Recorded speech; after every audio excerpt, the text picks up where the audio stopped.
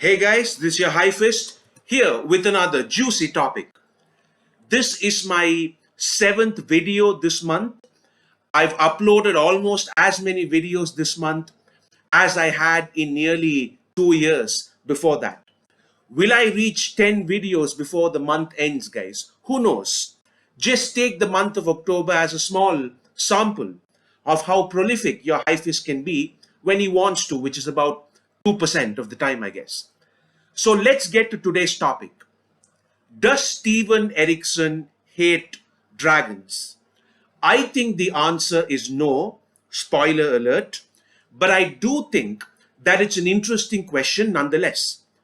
Let me explain. When we think about it, right, the use of dragons in some ways can tell us a lot more about what Erikson thinks of the traditional fantasy genre than any of the other Malazan races. The other races, for the most part, are very uniquely Malazan constructs. The Folklore the Kachen Chamal, the Tilanaimas, etc., are all very, very unique races that you will not find in another series. Even the T-Standy might look like dark elves or whatever, but they're nothing like them. They're far more complex than that. In fact, when we look at the flora and fauna of the Malazan world, dragons to me seem to be the only race that we see in the Malazan books that we might also see in other fantasy books. Of course, every author's interpretation of dragons is different, but the idea of these large winged reptilian lizards with fangs and talons known as dragons is something we see in the 10 big books that we also find in many other fantasy books. I know they're technically called the Elient or whatever, but you have soul taken dragons as well, and the Elient are called dragons often enough. My point, though, is that when we look at the Malazan races, we have something to contrast Malazan dragons with in traditional or mainstream fantasy in a way that we simply don't have a counterpoint for if we were to discuss the Folklore or the Kachen Chamal, for instance, because there is no such thing as a Kachen Chamal in other works of fantasy. So I said, okay, in what way then do Malazan dragons differ from the other dragons I've at least read about? Most of my subscribers have probably read more fantasy than I have. I've read some of the famous ones, but most people who belong to this community tend to be very avid readers of fantasy and sci-fi, which I'm not. But from the little that I do know, there seem to be certain traits which are almost always associated with dragons in Western fantasy literature. Extremely large, extremely powerful. In some cases, they're just destructive beasts, and in some cases, they're deeply intelligent. And the more I thought about it, one point stuck out to me in terms of how Erikson subverts the trope of a dragon in fantasy. Dragons get their asses kicked in the 10 big books. Not once, not twice, almost every single time. In fact, it's so consistent and spread out throughout the series that anyone would have to assume that this was a deliberate decision by Steven Erikson. These poor things just get the dog shit beaten out of them almost every time they fight.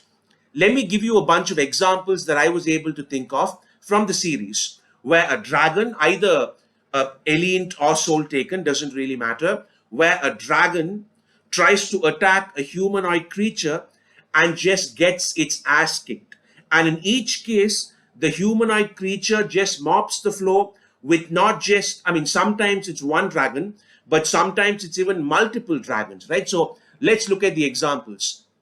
Raced, beating up the 5 dragons in Gardens of the Moon, Kilimandros punching a hole through Scandabari Blood Ice, a dragon skull in Midnight Tides, Silchus Ruin getting pawned by Fiddler and his crossbow in Reaper's Gale, or slingshot in Reaper's Gale. Those 3 dragon sisters failing to take down Quick Ben in Reaper's Gale, often tall just getting one-shotted by Calor in Toll the Hounds, Silana getting beat up by Cowl in Toll the Hounds, or even Anamander Rake, the most powerful character in the series, having to retreat from Anaster in Memories of Ice because the Cripple God's poison was on him. That's 7 quick examples right there of a dragon trying to attack a humanoid creature, and the dragon gets beaten up instead. And then, of course, we have Yeden Derrick just massacring dragons left and right in book 10, as if it's a culmination of all of this. And now we just have an open slaughter of dragons in the final book. And in almost, oh no, in all these cases, the dragons are the aggressors as well. Scanderbari might be an exception, but even there, he was the one who committed the crime for which Kilimandros was punishing him. But the rest of them, all the other examples that I just gave you, the 5 dragons attack raised first and pay the price. Silch's Ruin charges Fiddler first and pays the price. The Draconic Sisters charge Quick Ben and pay the price. Orphantal tries to swoop down on Calor, who just wants to walk away and gets killed instead. Silana attacks the Crimson Guard and pays the price. So not only do these dragons lose all their fights in the 10 big books, but they were the ones who attacked first and started the fight as well, which adds even more insult to injury. In fact, the only time I can even remember dragons having any kind of fighting success in the series is when they are facing either another dragon of some kind or a non-humanoid creature of some kind. So Anamander Rake versus that demon lord in book 1, the T-Standy Soul Taken against all those vultures or condors or whatever in book 3, Tula Shone throwing the Hounds of Light into a canyon or whatever in book 8, the Soul Taken dragons protecting Corabus in the final book. So the only victories they ever get are against non-human creatures, from what I can see. And if not then the only victories they get are when it's some kind of plot reveal, like the readers discovering that the T-Standy kids were soul-taken dragons all along, or the readers discovering that Corlat and the other dragons have arrived at the nick of time to save the first shore. But under general circumstances, if you see a dragon in the 10 big books flying over to some humanoid creature or even towards just a normal human for that matter, and if they try to attack that human, rest assured that these dragons are about to get smacked around. But does all this mean that Steven Erikson hates dragons? I don't think so. In fact, I'd say Erikson has done something with dragons that not many other authors, to my knowledge, albeit once again with the disclaimer that I'm not an authority on this, but I do think he's tried something different. From what I can see, Erikson has taken 2 major aspects of how dragons are used in the fantasy genre, especially in Western fantasy, and he's flipped them. And what I mean by that is, as most of you know, the typical use of dragons in traditional fantasy, like I mentioned earlier, has been that of a force of nature, this destructive, unstoppable being that stands on top of the food chain. But they're not typically used to explore deeper thematic issues. Now, of course, you could say, oh, but what about Anne McCaffrey? What about Ursula Le Guin? What about Robin Hobb? And of course, you would be right, and they've all done great stuff with dragons. My contention is not that Erikson is the only writer who subverted the dragon trope or to use them for thematic stuff. It's that Erikson also does these things, and more importantly, that he finds a unique Eriksonian way of doing it. So instead of dragons being used as a major force of destructive power or as an apex life form of some sort, Erikson just makes them get beat up over and over again. But conversely, instead of them just being these things defined by how strong or powerful they are, Erikson explores the emotional side of many things using dragons. Look at, for instance, some of the most important family dramas in the 10 big books. The T. Stanley storyline, like Mother Dark abandoning them because Rake embraced draconic blood, or even the feud between Rake and his brother Andaris for the same reason, the repercussions of Scanderbury's betrayal reverberating through his T. Stanley descendants for millennia, and how even families have feuds because of that, or even the rivalry between those three sisters, Osirk's daughters, and all that Udinas and Radilail stuff attached to it.